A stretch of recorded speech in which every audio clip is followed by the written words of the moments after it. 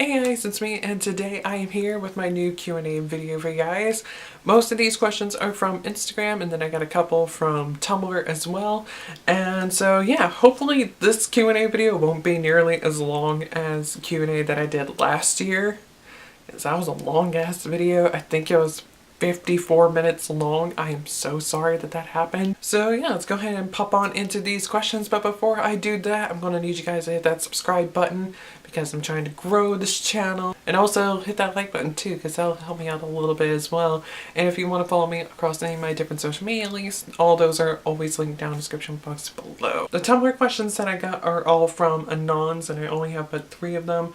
And the first 2 actually kind of sort of go in line with each other because they're pretty much like the same question in a way, kind of, sort of. Are you planning any trips soon? If so, where? And then the second one is, are you thinking of coming to Europe anytime soon? Am I planning a trip anytime soon? I mean, I'm planning one to my backyard in a few hours or so, so I guess that counts as a trip.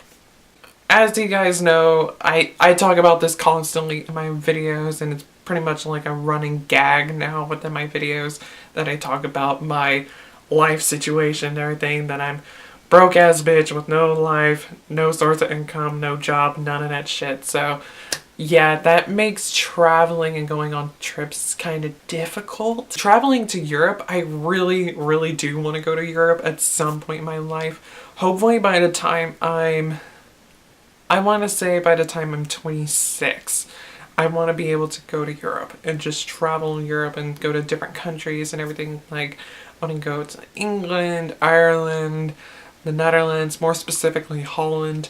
I want to go to France, Germany. There was another country that I was thinking of, but I can't think of it at the moment. Portugal? Was it? Yeah, I think it was Portugal. I mean, there are just so many countries that I want to go and visit in Europe, but the main 2 that I really want to go to are the Netherlands and France. I really want to go to both of those countries, particularly France, because I've just had like this very like strong calling to France lately and everything, because it's just like I've been having dreams about France. A lot of people that have been following me on Instagram are based in France, and vice versa. Like, a lot of people that I've been following lately on Instagram are based in France as well. And I've also gotten like this huge drive to like start learning French again and whatnot. So I mean, a lot of things are pointing towards France for me right now. So who knows, maybe I might wind up moving there one day, who knows. But I want to start out with just simply visiting first. So hopefully by the time I'm 26, I'll be able to go out there. And the final one that I got is, do you watch Eurovision? Which are your favorites this year? I'm based in the US, so we don't get to see like the first 2 semifinals for Eurovision. So in order to do that, I have to like creep on Tumblr and Twitter to keep up with that stuff. But this year I was actually able to watch Eurovision for the first time ever, or at least the final, because Logo streamed it on their YouTube channel, and I was getting my life. Oh my god, that was so much fun. It makes me want to live in Europe even more now, because it just, I wondered like what it'd be like to be able to experience like both the semifinals and the final all in one week. Then also, like, I found out through like Twitter that apparently Miss Vanjie infiltrated Eurovision this year, and that just makes me live. That gives me so much life. Vanjie, Miss Vanjie, Miss Vanjie. I learned about Eurovision through Conchita Wurst. She was 2014's winner. She won for Austria with her song Rise Like a Phoenix. Absolutely gorgeous and powerful and everything. Perfect for a James Bond movie. Her winning Eurovision really put Eurovision like on the map for me. I didn't really pay attention to it. I don't even think I even paid attention to it in 2015, but I paid a little bit attention to it in 2016, and then last year I paid attention to it.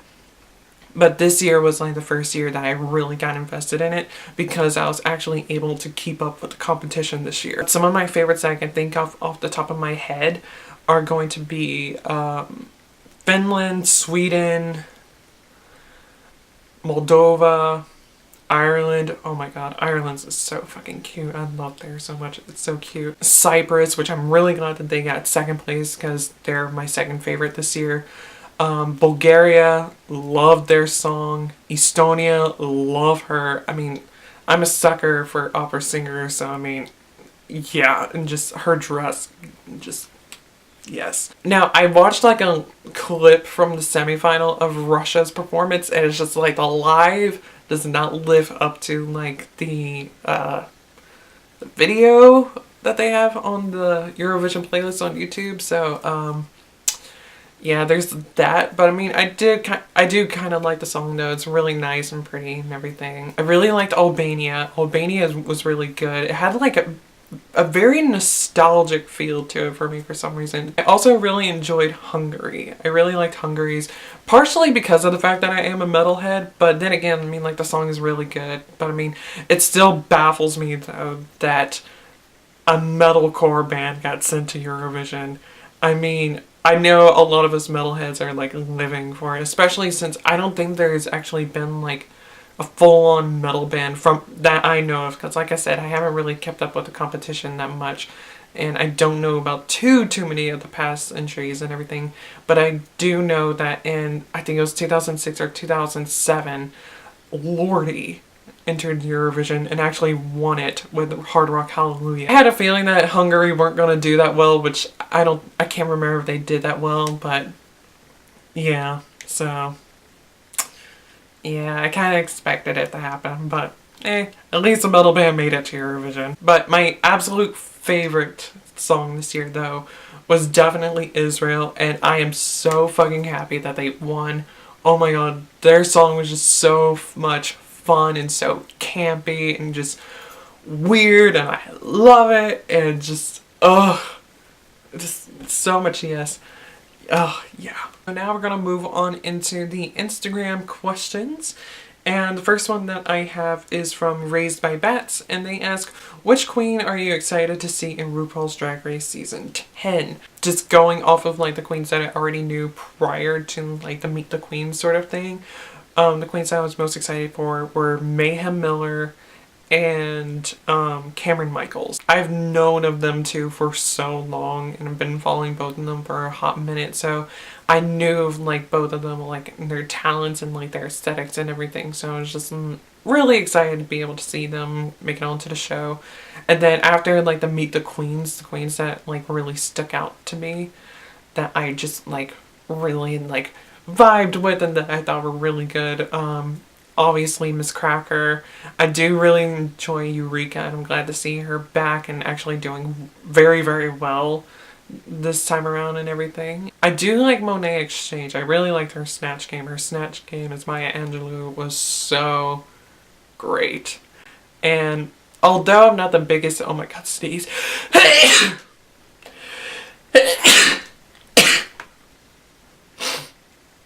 That came out of nowhere. And even though I'm not the biggest fan of Aquaria, but I really, really loved her Snatch Game as well. That Melania was so fucking good. I loved it so much. But honestly, just all tea, no shade, this is going to be my last season of RuPaul's Drag Race, like the regular seasons. I might keep up with All Stars and everything, but as in like just like regular RuPaul's Drag Race, this is going to be my last season. I mean, it's just been getting more and more lackluster as the seasons go on, and I'm just really bored with this season. I mean, I'm sticking around because like there are queens on it that I'm really liking and everything, and if it weren't for those particular queens, I would not be watching this season. I might watch future seasons of it depending on who gets on, but as of right now, yeah, this is my last season. And also depending on who gets on like All Stars 4 and everything, if that actually happens, like depending on who makes it onto that, then I might watch All Stars 4. I don't know, it just depends. I'm also just getting really annoyed with the drag scene a lot as well. I mean, obviously there are queens I absolutely love and adore, but as a whole, like the drag scene is just really starting to bug me a little bit, so I'm trying to like distance myself from it. Next question is from Lily X Idol, and she asks, can I throw some glitter on you? And girl, my answer to that is no. Don't do that. do not throw glitter on me. I will be finding it forever and it won't leave me. I had a piece of glitter that was stuck on me one time when I did, it was a Christmas look that I did in 2016. I used glitter for that look and I was finding glitter on myself for about maybe 2 or 3 weeks, and I only used the glitter on my eyelids and I was finding it all over me for about 2 weeks. So yeah, no, don't do that. Glitter is like a magnet on me.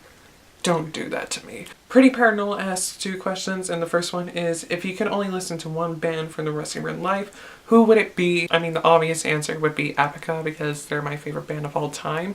So I'm gonna like pick someone else. My favorite band at this current moment is Silent Stream of Godless Elegy, so I'll go with them. I don't know, there's just something about their music that really just makes me feel as if I'm connected with nature, and I just absolutely love that feeling. Our second question is there a certain concert or event that you're really looking forward to this year? Well, the concert that I was really looking forward to this year already happened and I wasn't able to go, and that was Camelot, Delane, and Battle Beast in Atlanta on the, what day was it? The 11th? Yeah, on the 11th.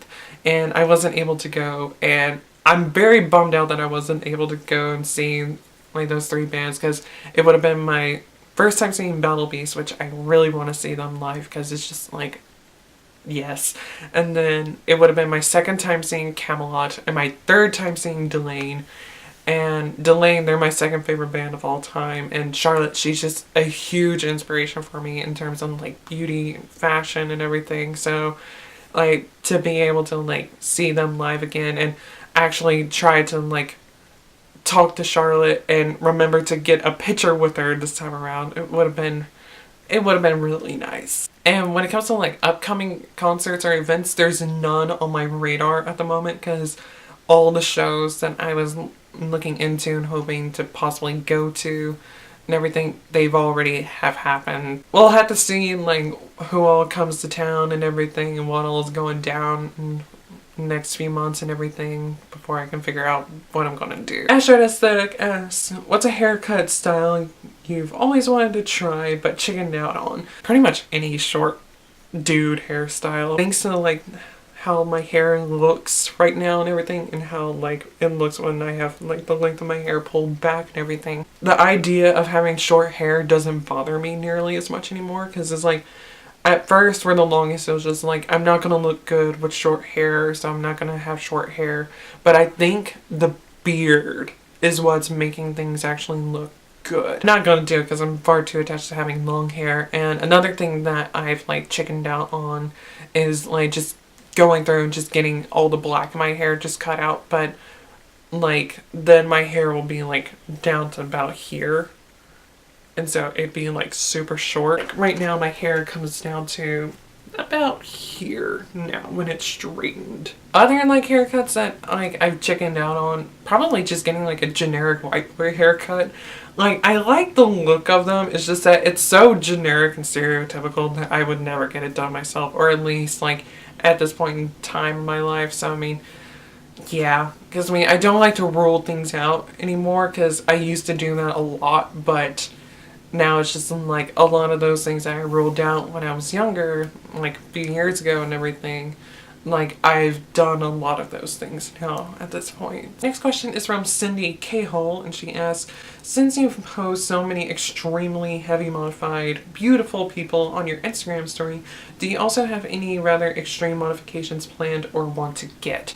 Alright, so what she's talking about is that every so often on Fridays on my Instagram stories, I do a thing called Friday Faves, in which I just like show you guys like some of my favorite people to follow on Instagram that follow a particular theme. And one of the ones that I did was like favorite heavily modified people that I follow. These people could have had like just like a lot, and I mean a lot of tattoos, or a lot of piercings, a lot of stretched piercings. And I also have like made like posts, just like regular Instagram posts about talking about like extreme body modifications as well. Like I started recently doing that. I've only have one post up so far on that, but I'll probably make some others in the future.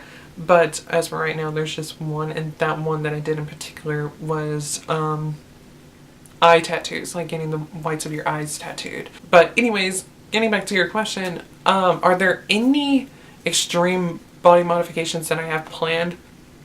Not at the moment, because don't have any money to actually be able to afford anything. Extreme body modifications that I would like to have, there are quite a few. It's probably going to get pretty intense, so if you don't want to like hear about these modifications, I will pop up a little timestamp up on the screen so you guys can skip on ahead, because I know for some people this might be a little TMI or just be a bit much for them to take in and everything. So yeah, if you don't want to hear this, just skip on ahead. Pretty much be tattooed from head to toe. I have so many tattoo ideas. This arm entirely planned out. I have this arm entirely planned out. I have my hands planned out.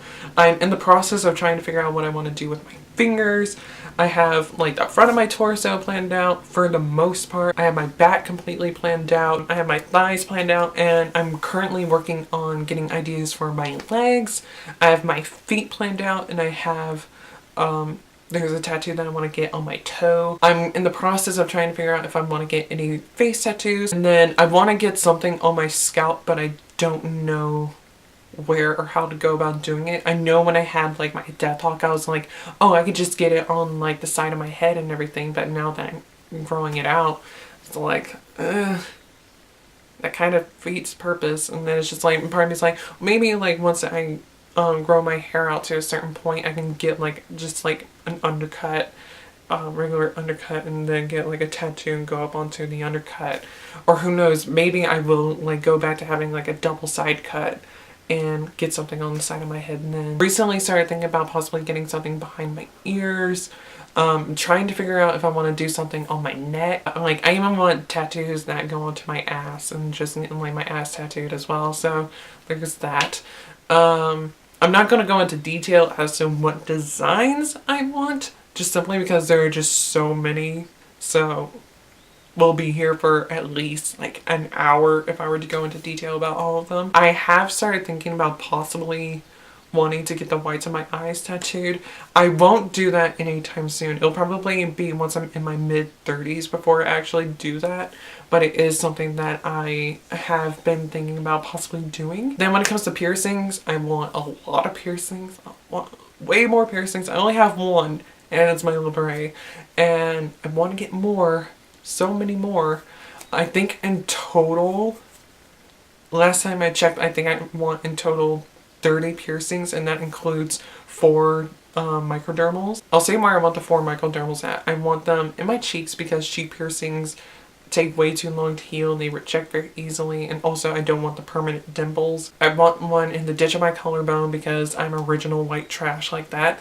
And then I also want to get one on my belt line because Kaya, Toxic Tears across the internet, talked about how she had one years ago there right on her belt line and everything, and when I think she showed pictures of it, or maybe I looked for the pictures of it, and when I saw it I was just like, oh, that looks cute, I want that now. I'm not sure if my anatomy will allow it, but I want to get a conch piercing in this ear, and thanks to Rolly, because they got this done, and since they got it done, it was just like, that looks really cool. I want to get that done now. And it's probably one of the more extreme, well, I say it's one of the more extremes. It is one of the extreme body mods that I want, and that is to get my conch punched. If you don't know what that means, when you get a cartilage piercing punched, what they do is that they use it's like a hollow needle, but it's much larger. So think of like a cookie cutter. They just cut out a chunk of your cartilage that way, and then yeah. First we need to just start with just getting the regular conch piercing, because you need to figure out if that's going to be okay for you, if that's going to work for you. So yeah, it's just an idea. If my anatomy won't allow it, I also kind of like the idea of getting just like the upper part of the cartilage on my ear punched. And then like other things that I would like to get done are just like genital piercings. Like I don't want them for like sexual reasons, just putting that out there. Like I haven't even had sex yet. I'm a virgin and I want genital piercings. I like the aesthetics of them. I just really like how they look and everything. And I blame the internet for exposing me to them, because it's just like, oh, that looks cool. Now I want that done. So yeah, because that's how, like I said, with all the piercings I want, like with like all the facial piercings I want, with like getting my nipples done, like my belly button, which actually that brings me to another kind of sort of like extreme thing, but it's not really extreme. I want to get 3 belly button piercings on like the top, have like the regular center one, and then have 2 on the sides of that center one. But those 2 side ones, I want to keep them long enough to where they'll leave scars and then take them out and have the scars left behind. Because I saw a video of a girl talking about like piercings that she had retired. Like she had like 3 belly button piercings up on the top and like the 2 on the sides. I think one of them just didn't heal correctly and one of them rejected, so she had to take them out. And they left behind these scars, and the scars were really cute, and I really like how the scars look, so it's just like I want to just get them done just so I can have the scars left behind. So yeah, but getting back to like the more extreme body modifications, I do want to get genital piercings, and the ones that I want to get, I'm not going to go into like full detail as to what they are. If you want to know what they are, just Google them yourselves. But the 4 that I know that I really want to get are a RPA, which is short for Reverse Prince Albert, a Frenum, a Lorem, no, not a Lorem, a Pubic, and a Guiche. And 2 others that I have considered getting are a Hafada and a Transscrotal, which the Transscrotal, that one is just like, I'm not sure if I'll actually go through with it. I like the idea of it, but there are a lot of complications with it, so I'm not sure if I'll actually wind up going through with it. Got to learn a little bit about myself and the fact that I'm a little bit of a freak. Moving on! I am not even going to try to pronounce this person's username, but their question is, the most impactful moment in 2017 up till now that has happened to you. Honestly, probably getting my driver's license back in August of 2017. I think that was like the most impactful moment for me. Just simply because like I now have mobility and I'm able to like leave the house whenever I want to and everything, even though I still don't leave the house that often, just simply because it's like all I can really do is just go for a drive and that's it. So because I mean all my friends have lives and everything, so it's not like I can just be like, hey, can we hang out today? Oh, that's right, you have a life and I don't.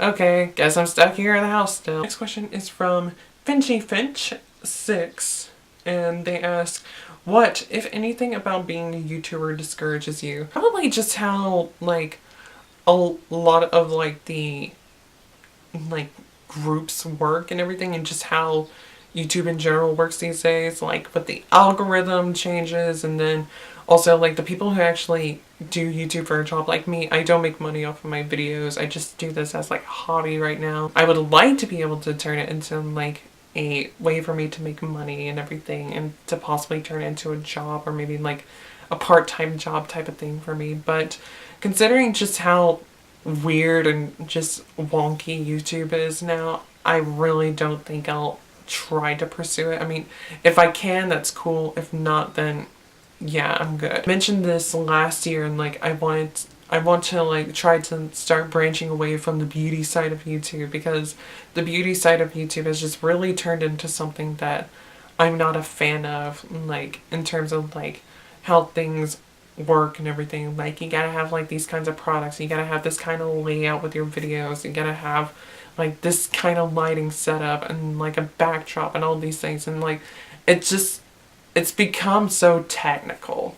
And for someone like myself who doesn't have any of those means to try to be even close to being on the same level as them, it was just very discouraging. When it comes to fashion and just like chilling out and just hanging out and like talking about my life and everything, like those things I feel as if like I can actually do something with. I mean, yeah, a lot of the clothes I've had for like years, and I don't get new clothes very often, and whenever I do, it's maybe like 1 or 2 pieces of clothing. So the things that really discourage me about YouTube, I'd say, is just simply how everything works on it nowadays. Let's see, and then I have 2 questions from Mrs. Monster, and she asks, Favorite Friends character. I think my favorite character from Friends has to be Phoebe. I love Phoebe so much. She's just so weird and just so cool at the same time, and she's very me, and I really like that about her. And our second question is, what's the most positive experience you've had whilst on YouTube? I've made a lot of friends through YouTube and everything, whether it be like they start out as just like being like viewers of mine, and then like we start connecting through social media and whatnot, become good friends, or like we both like made videos and started becoming friends because of that and everything. The final set of questions that I have are from Negative Days, and they ask, where are you living now? If you plan to move out of your town, where would you move and what would you do in the new city? I currently live in a small town in the south side of Metro Atlanta. And do I plan on moving out of here anytime soon? No. Hopefully by the time I'm 25, I'll be moving out of here, or at least moving out of my dad's house, and getting my own place, maybe moving in with my best friend Alex, or something like that, maybe move in with like a boyfriend or whatever. I don't know if I'll move out of this town or if I'll move to like a different town. Like if I move in with my best friend Alex, I will be moving out of here and moving to like the north side of Metro Atlanta. If I can move anywhere that I want to though, I would probably either move to the West Coast, go to Florida, or go to France. Things that I would probably do in the new city.